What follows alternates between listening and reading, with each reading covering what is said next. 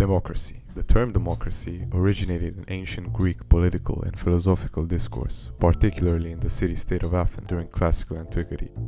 The word is derived from the Greek words demos, meaning common people, and kratos, meaning force or might. Democratic principles emphasize equality before the law and equal access to legislative processes for all eligible citizens.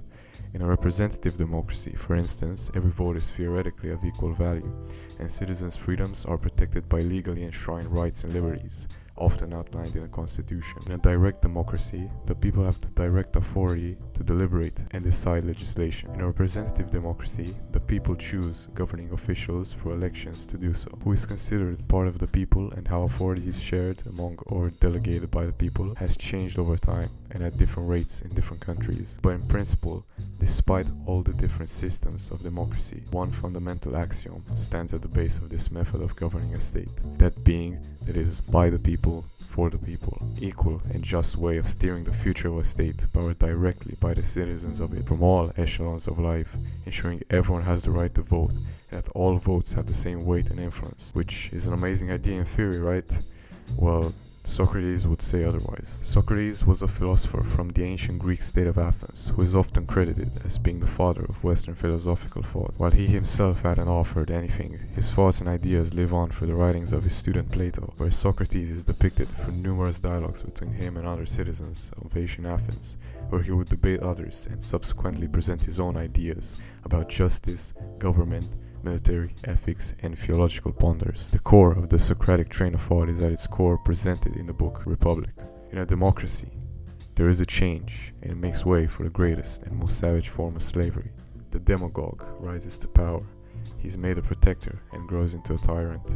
Socrates presents the idea that by giving everyone equal right to vote, the way is paved for the people, the uneducated people, to vote for demagogues who persuade the dozens by mere rhetoric and false promises. And as the majority of people are quite uneducated in terms of governing a country, the governing body of the state falls within the hands of a wolf in sheep's clothing, the tyrant, as Socrates puts it. To frame this in a simpler way to understand, he gives the following analogy.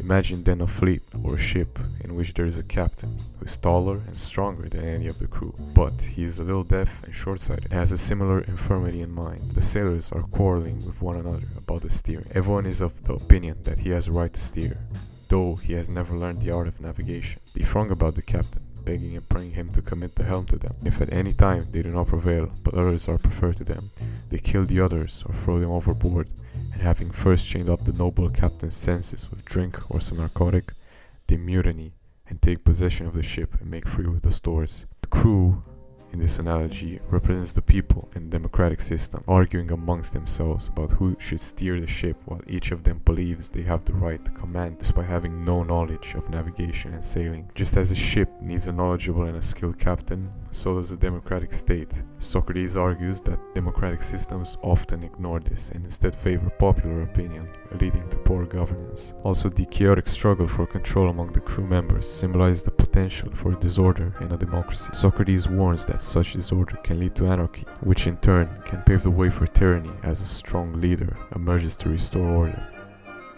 That sound familiar to anyone? But let's take a look at another one of Plato's depictions in a different book, where Socrates is attending a dinner at a small gathering, where he debates with self-proclaimed rhetoricians over the art.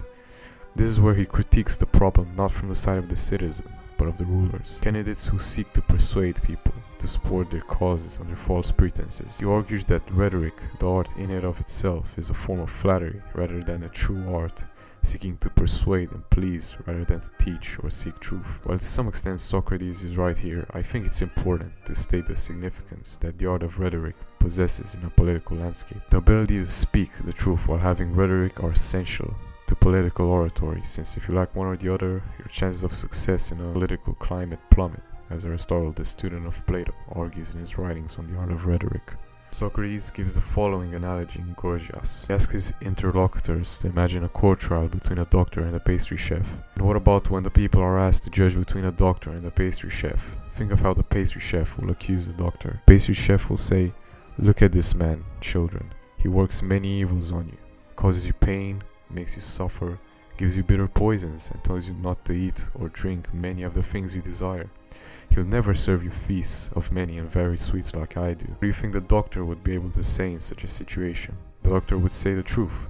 I cause you suffering and go against your desire for your health. The pastry chef, on the other hand, can readily accuse the doctor of all sorts of wickedness. He causes you suffering. He tells you not to eat sweets and delicacies. He forces you to undergo painful treatments. And what do you think the verdict will be if the jurors are children? Or in other words, if they are people just like children who cannot tell what is good from what is pleasant? Then Socrates finally arrives at this point. It is the same with rhetoric and politics.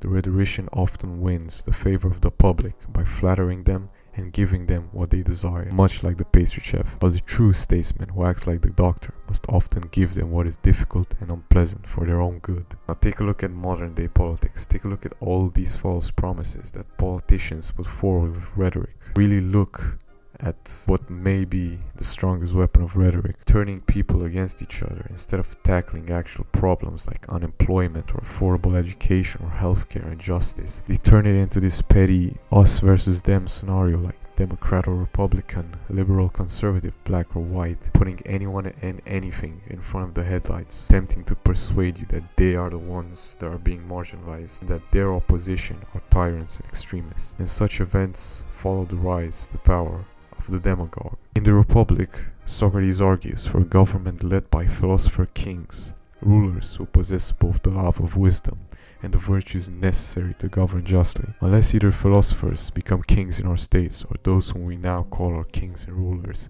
take to the pursuit of philosophy seriously and adequately. Socrates describes philosophers as those who love truth and wisdom above all else. A real lover of learning naturally strives for truth and is not content with each set of particulars that belongs to the domain of opinion, but goes on and does not cease until he grasps the nature of each thing, by that end the soul which is fitted to apprehend it. Socrates also uses the famous allegory of the cave to highlight man's journey from ignorance to wisdom and knowledge for the pursuit of philosophy. There are inherent problems with the concept of the philosopher king. It's pretty safe to say that in the modern day, this will never even be a reality in the state of politics. But Socrates' thoughts about democracy should certainly give us something to think about, whether it's reforming the system of voting or how political candidates are selected.